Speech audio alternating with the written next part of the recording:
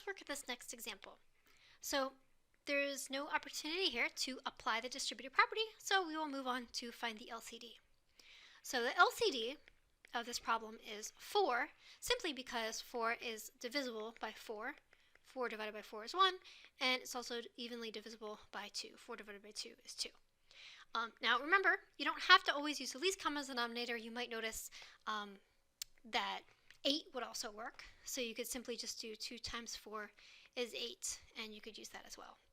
So this time, just for a change of pace, I'm going to use the LCD. I'm going to use 4, and again, multiply everything, right? Multiply all the terms on both sides of the equation by 4 in order to eliminate fractions. So let me just take a second and set that up here. Okay, remember another thing that you can do is you can rewrite 4 as 4 over 1.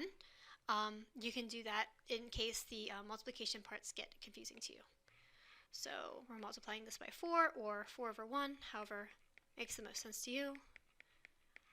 Okay, so then we can simplify, right? 4 times 1 is 4, 1 times 2 is 2, 1 times 4 is 4, 4 times 1 is 4, and 2 times 4 is 8. So 4 divided by 2 is 2.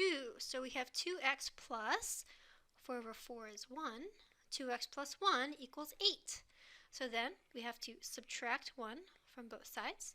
So we get 2x is equal to 7, and then we divide both sides by 2. And so then we get x is equal to 7 halves. So if you put this in your calculator, you would get x is equal to 3.5, which is technically correct, but again, we prefer the fraction over the decimal. Okay. Also, you could do a mixed number. This is 3 and 1/2. That is a mixed number, but again, we prefer 7 halves over the mixed number or the decimal representation of this answer. Okay. So again, we went through all this. There was no opportunity to combine like terms. The variable terms were already on one side. We moved the constants to the other side, isolated our variable. So now it's time to check our work. So again, x is equal to 7 halves. So let's check out that solution. Oops, sorry about that.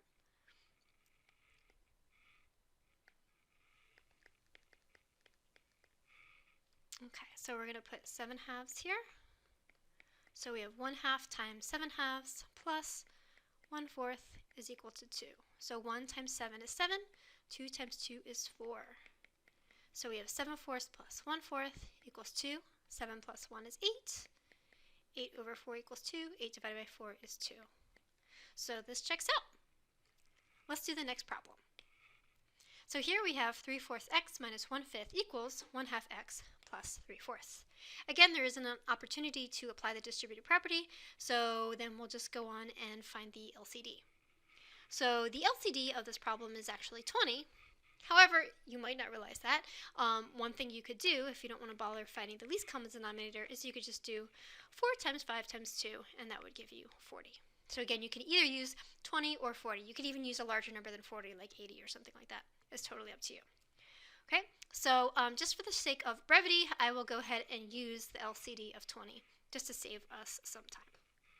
Okay, so first I'm going to transcribe this problem, trying to leave a little bit of room in order to write in my multiplication. Okay, so we're multiplying everything by 20, or remember the same as 20 over 1 times 20 over 1 times 20 over 1 times 20 over 1. Okay, so now I can reduce things. 20 divided by 4 is 5. 20 divided by 5 is 4. 20 divided by 2 is 10. 20 divided by 4 is 5. So 5 times 3x is going to give me 15x. 1 times 4 gives me 4.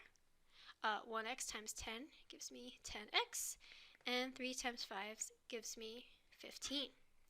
So we have 15x minus 4 equals 10x plus 15. Okay, so we need to combine like terms. There are no like terms right now on the same side of the equation. So then we have to get all of the variable terms onto one side. So we have a 15x on one side and a 10x on the other.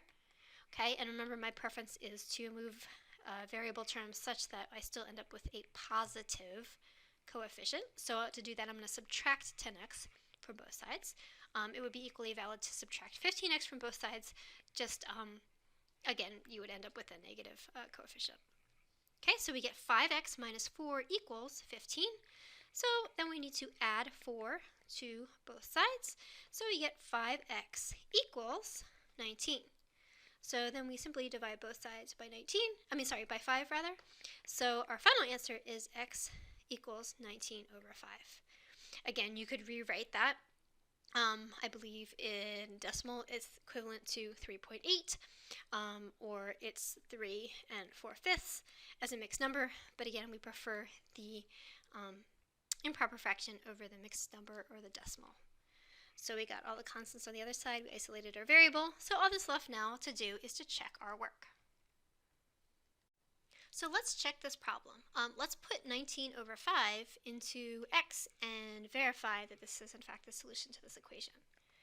So we have 3 over 4 times 19 over 5 minus 1 over 5 equals 1 over 2 times 19 over 5 plus 3 over 4. Okay? So 3 times 19 is 57. 4 times 5 is 20. Okay, 1 times 19 is 19, 2 times 5 is 10. Alright, so now, as you can see, we're in a bit of a pickle, right? Because we have a bunch of different denominators. So, there's lots of different ways we can do this. I am going to simply just obtain common denominators on both sides. So, I'm going to multiply 1/5 times 4 over 4. I'm going to multiply 19 over 10 by 2 over 2. And I'm going to multiply 3/4 times 5 over 5. So this should give me the common denominator of 20 across the board. So 19 times 2 is 38. 15 over 20. Okay, so 57 minus 4 is 53. So we have 53 over 20 on the left side. 38 plus 15 is also 53. So we get 53 over 20 equals 53 over 20. So again, this checks out. All right, let's look at this next example. So finally, we actually have a problem where it is appropriate and necessary to apply the distributive property. So let's go ahead and do that. So we have negative 1 times 3/4 x. That gives me negative 3/4 x. And then negative 1 times positive 1, which of course is just negative 1.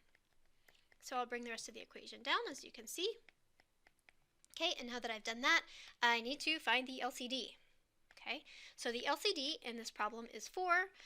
If you don't want to mess with that, remember you could always do the common denominator, which would be just 4 times 2. If you multiply all the different denominators together, you would get 8. In this problem, just to change it up a bit, I'm going to actually use the LCD of 4. So that means that I'm going to multiply all of the terms on both sides of the equation by 4. And what that's going to achieve for me is that it's going to simply eliminate all of my fractions in one step. Okay, so I have 1/4 x, let's see, times 4 over 1, times 4 over 1, times 4 over 1, times 4 over 1. Okay, so what we can do here, right, 4 divided by 4 is 1.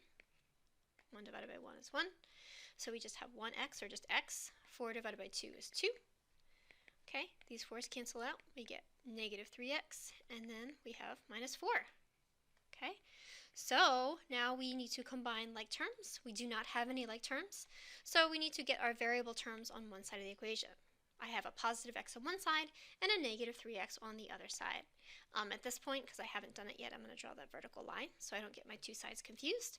And remember, my preference is that I do this in a manner so that the coefficient of my variable becomes positive. So we have 4x plus 2 equals negative 4. Subtract 2 from both sides. We get 4x equals negative 6. Okay, so I got all my constants on the other side. Right, now I can simply isolate my variable by dividing both sides by 4. So we get negative 6 over 4. However, we can reduce this, and you always have to reduce it if it's possible. They're both divisible by 2, so we get x equals negative 3/2.